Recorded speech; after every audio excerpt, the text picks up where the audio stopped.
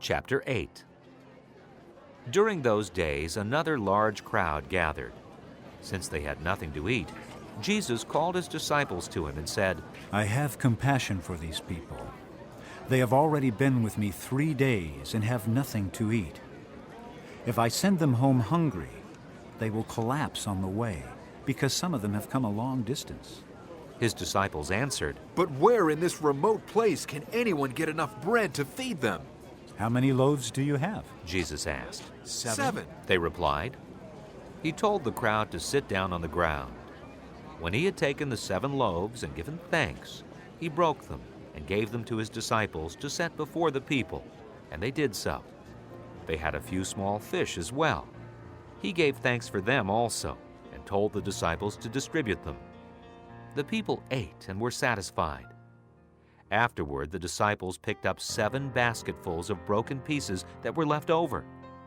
About 4,000 men were present, and having sent them away, he got into the boat with his disciples and went to the region of Dalmanutha. The Pharisees came and began to question Jesus. To test him, they asked him for a sign from heaven. He sighed deeply and said, Why does this generation ask for a miraculous sign? I tell you the truth, no sign will be given to it. Then he left them, got back into the boat, and crossed to the other side. The disciples had forgotten to bring bread, except for 1 loaf they had with them in the boat. Be careful, Jesus warned them. Watch out for the yeast of the Pharisees and that of Herod. They discussed this with one another and said, It is because we have no bread. Aware of their discussion, Jesus asked them, Why are you talking about having no bread? Do you still not see or understand? Are your hearts hardened? Do you have eyes but fail to see and ears but fail to hear? And don't you remember? When I broke the 5 loaves for the 5,000, how many basketfuls of pieces did you pick up? 12. they replied. And when I broke the 7 loaves for the 4,000, how many basketfuls of pieces did you pick up? They answered. 7. He said to them, Do you still not understand? They came to Bethsaida, and some people brought a blind man and begged Jesus to touch him. He took the blind man by the hand and led him outside the village. When he had spit on the man's eyes and put his hands on him, Jesus asked, Do you see anything? He looked up and said, I see people. They look like trees walking around.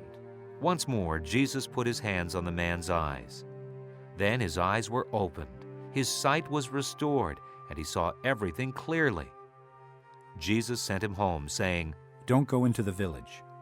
Jesus and his disciples went on to the villages around Caesarea Philippi. On the way, he asked them. Who do people say I am? They replied, Some say John the Baptist. Others say Elijah. And still others, one of the prophets. But what about you? He asked. Who do you say I am? Peter answered. You are the Christ. Jesus warned them not to tell anyone about him. He then began to teach them that the Son of Man must suffer many things and be rejected by the elders, chief priests, and teachers of the law, and that he must be killed, and after 3 days rise again. He spoke plainly about this, and Peter took him aside and began to rebuke him. But when Jesus turned and looked at his disciples, he rebuked Peter. Get behind me, Satan. He said, You do not have in mind the things of God, but the things of men. Then he called the crowd to him along with his disciples and said, If anyone would come after me, he must deny himself and take up his cross and follow me. For whoever wants to save his life will lose it. But whoever loses his life for me and for the gospel will save it. What good is it for a man to gain the whole world, yet forfeit his soul? Or what can a man give in exchange for his soul? If anyone is ashamed of me and my words in this adulterous and sinful generation, the Son of Man will be ashamed of him when he comes in his Father's glory with the holy angels.